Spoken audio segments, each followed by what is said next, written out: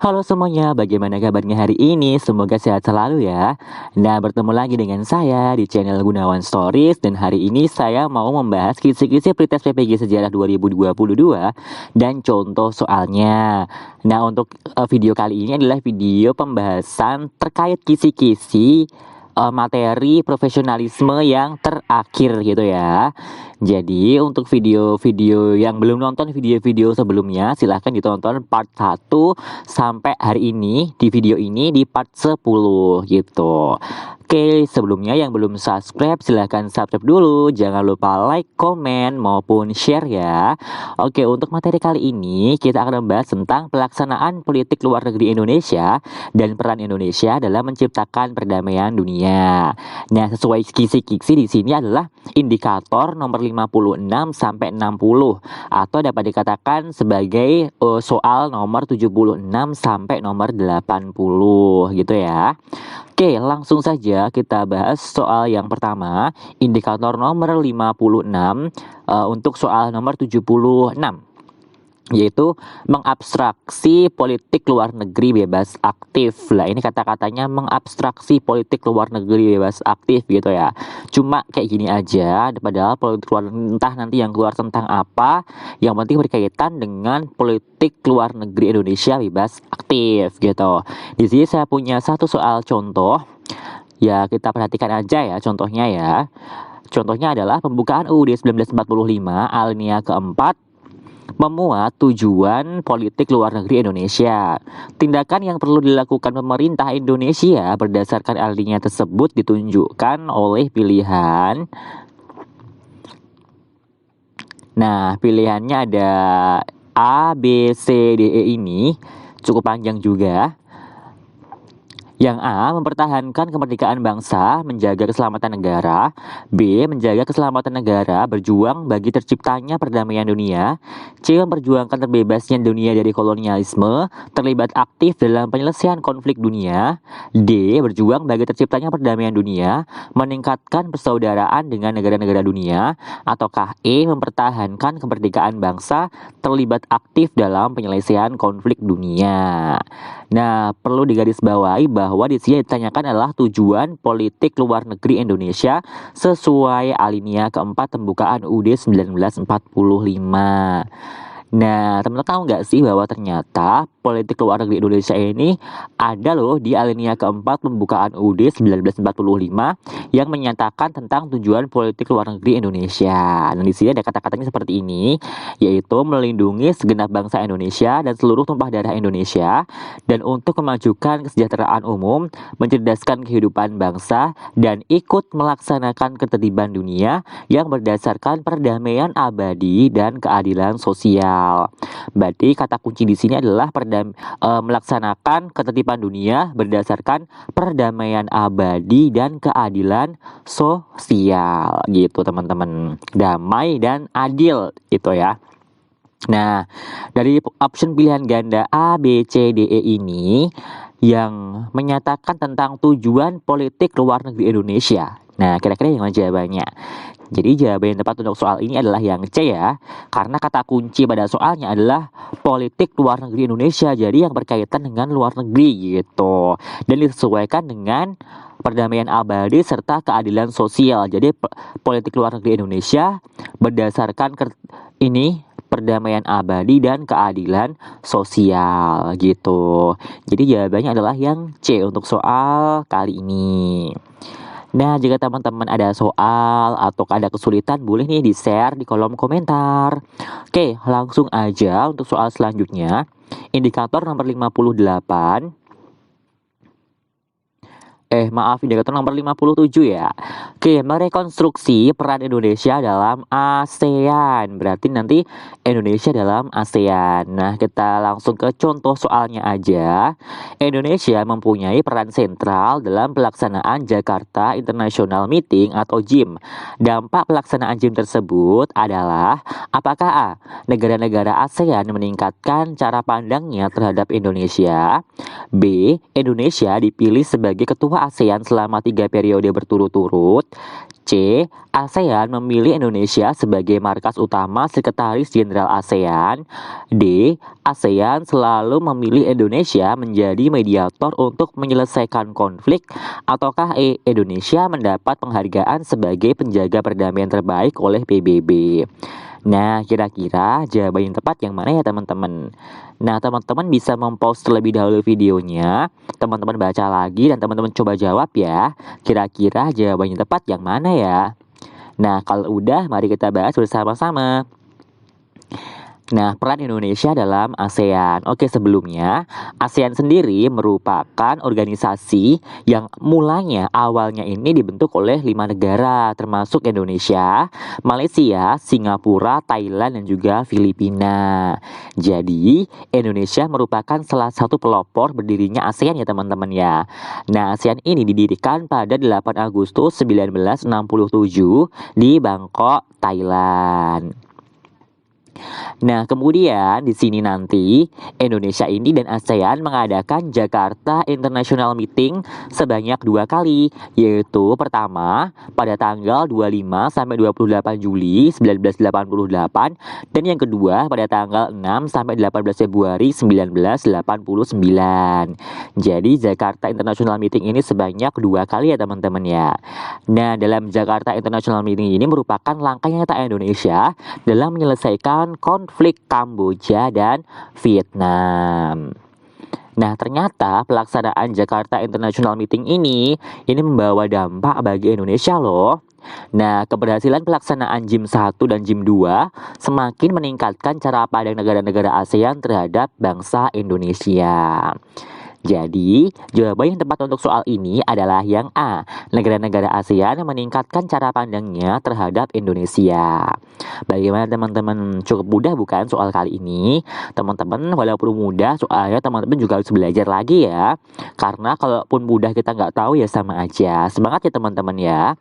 Lanjut ke soal selanjutnya, yaitu soal nomor 58, indikator nomor 58. Yaitu merekonstruksi peran Indonesia dalam gerakan non-blok. Nah, langsung ke contoh soalnya aja. Berikut yang tidak termasuk pelopor gerakan non-blok adalah apakah A. Presiden Gamal Abdul Nasir, Mesir, B. Presiden Josip Broz Tito, Yugoslavia, C. Perdana Menteri Kwame Nkrumah dari Ghana, D. Perdana Menteri Alisa Sramijoyo, Indonesia, E. Perdana Menteri Pandit Jawaharlal Nehru, India. Nah, kira-kira jawaban yang tepat yang mana ya teman-teman? Mari kita bahas bersama-sama ya. Nah, teman-teman tahu nggak sih bahwa gerakan non-blok ini berawal dari konferensi Asia Afrika. Nah, konferensi Asia Afrika ini dilaksanakan pada masa Perdana Menteri Ali Sastroamidjojo di Indonesia. Nah, ketika itu konferensi Asia Afrika ini menghasilkan rancangan berupa Dasar Sila Bandung. Nah, teman-teman tahu nggak sih bahwa ternyata Dasar Sila Bandung ini nantinya akan mengeluarkan atau menjadi pelopor berdirinya gerakan non-blok. Jadi seolah-olah Dasar Sila Bandung ini kayak embrionya gerakan non-blok gitu. Lalu, selain itu, dalam sidang PBB tanggal 30 September 1960, Presiden Soekarno berpidato yang judulnya itu pidatonya adalah The Build the World Anew. Nah, ketika itu, salah satu isinya Soekarno menginginkan bahwa markas PBB ini agar dipindahkan dari negara yang bebas dari perang dingin. Karena ketika itu, walaupun udah ada PBB gitu ya, tapi ternyata dunia ini kayak ada perang dingin gitu antara blok barat dan juga blok timur.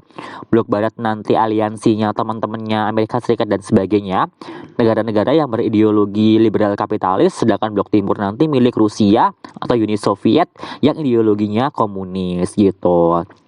Nah, akhirnya pidato dari Soekarno ini mengundang reaksi dari negara Yugoslavia, Mesir, dan juga India. Akhirnya beberapa negara ini berusaha mendirikan suatu organisasi gitu. Nah, beberapa negara nanti dia melaksanakan pertemuan negara non-blok di Kairo, Mesir pada 5 sampai 12 Juni 1961 gitu, dan termasuk Indonesia. Indonesia karena Soekarno tadi menyatakan pidatonya seperti itu, akhirnya Soekarno juga diundang dalam pertemuan ini. Gitu ya teman-teman ya. Nah, pertemuan pada tanggal 5 sampai 12 Juni 1961. Nah, akhirnya pada pertemuan ini dibentuklah organisasi Gerakan Non-Blok, di mana tidak memihak blok barat dan juga tidak memihak blok timur ketika Perang Dingin. Jadi seolah-olah menjadi negara yang netral, yang tidak tergantung dalam blok barat maupun blok timur.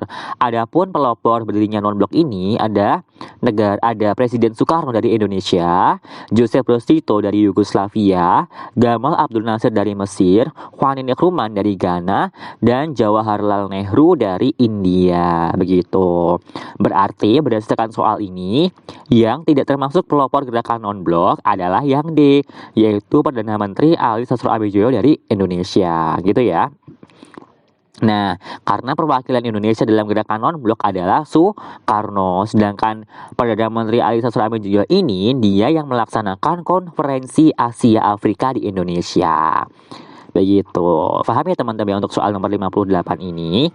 Oke, kita ke soal selanjutnya, indikator soal nomor 59, yaitu merekonstruksi peran Indonesia dalam OKI. Oke, langsung ke contoh soalnya aja. Indonesia pernah mengajukan resolusi tentang titik pada pelaksanaan KTT OKI di Thaif, Saudi Arabia. Nah, kira-kira jawabannya apa ya teman-teman? Mari kita bahas bersama-sama. Nah, soal kali ini adalah soal tentang OKI atau Organisasi Kerjasama Islam gitu. Nah, tujuan dari organisasi OKI ini apa sih sebenarnya? Jadi, organisasi OKI ini mempunyai tujuan yang pertama ialah memperkokoh dan memperkuat solidaritas di negara-negara yang menjadi anggotanya. Lalu yang kedua, melaksanakan aksi bersama untuk melindungi tempat suci umat Islam dan memberi dukungan serta semangat terhadap warga Palestina. Nah, jadi OKI ini termasuk organisasi Islam tapi yang mendukung kemerdekaan Palestina gitu intinya ya. Yang ketiga, anggota OKI akan melaksanakan kerjasama dalam menentang diskriminasi yang ada. Ini adalah tujuan dibentuknya OKI. Nah, Indonesia ini punya peran apa sih di OKI? Jadi, Indonesia punya beberapa peran di OKI. Selain menjadi negara anggota OKI, peran lainnya adalah yang pertama, Indonesia ini ternyata turut mendamaikan konflik Pakistan dan India. Lalu Indonesia juga turut dalam mengatasi masalah minoritas Muslim di Moro, Filipina. Selain itu, pada KTT OKI di Thaif, Indonesia mengajukan resolusi tentang solidaritas Islam dunia yang akhirnya usulan Indonesia ini diterima secara spontan oleh negara peserta. Wah, unik juga ya Indonesia ya. Jadi, berdasarkan penjelasan tadi, jawaban yang tepat untuk soal ini adalah yang A, yaitu Indonesia pernah mengajukan resolusi tentang solidaritas Islam dunia. Jawabannya yang A ya teman-teman ya. Bagaimana teman-teman? Nah, jika teman-teman punya pertanyaan, punya saran, usulan, kritik, boleh nih ditulis di kolom komentar ya. Oke, langsung ke soal selanjutnya. Nah, soal kali ini adalah indikator soal nomor 60, yaitu merekonstruksi peran Indonesia dalam PBB atau Perserikatan Bangsa-Bangsa. Kira-kira Indonesia punya peran apa ya dalam PBB? Nah, kita ke contoh soalnya ya. Contoh soalnya adalah salah satu partisipasi Indonesia dalam menjaga perdamaian dunia adalah dengan mengirimkan pasukan kontingen Garuda ke wilayah-wilayah konflik atau perang. Salah satunya adalah kontingen Garuda 4, 5, dan 7 yang bertugas di Vietnam dan Kongo. Berikut ini yang tidak termasuk tugas dari kontingen Garuda dalam misi perdamaian tersebut adalah apakah A. Menjaga status quo, B. Mencegah pelanggaran-pelanggaran, C. Mengawal pertukaran tawanan perang, D. Mengawal evakuasi pasukan dan alat-alat perang, E. Ikut campur dalam politik dalam negeri negara yang sedang berkonflik.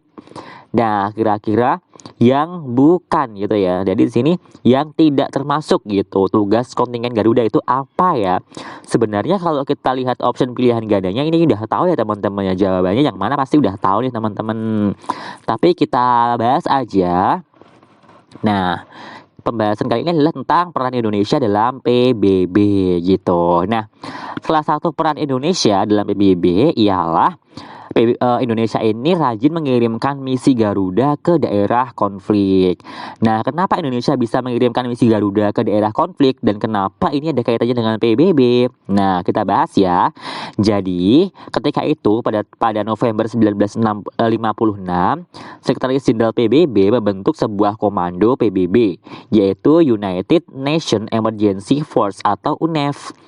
Nah, Indonesia ini akhirnya menyatakan akan menyumbangkan pasukannya dalam UNEF melalui misi Garuda. Jadi kayak misi perdamaian gitu ya, misi perdamaian, perlindungan, tapi dengan mengirimkan tentara-tentaranya ke daerah konflik gitu. Ini termasuk programnya PBB dan Indonesia turut serta dalam program ini gitu dengan mengirimkan misi Garuda. Nah, salah satunya ialah di sini yang dibahas di soal ya, di Kongo dan Vietnam. Di sini kalau di Kongo ini Indonesia mengirimkan kontingen Garuda 2 dan juga kontingen Garuda 3. Sedangkan ke Vietnam, Indonesia mengirimkan kontingen Garuda 4, 5, dan 7. Nah, tugasnya apa sih mereka?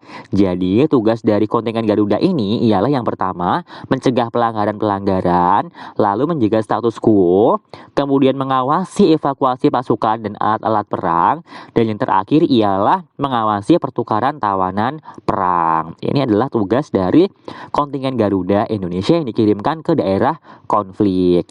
Nah, berdasarkan penjabaran tadi, sudah sangat jelas sekali yang tidak termasuk dari tugas kontingen Garuda adalah yang E, ikut campur dalam politik dalam negeri negara yang sedang berkonflik. Ini jelas tidak tepat ya, ini jelas salah ya teman-teman ya.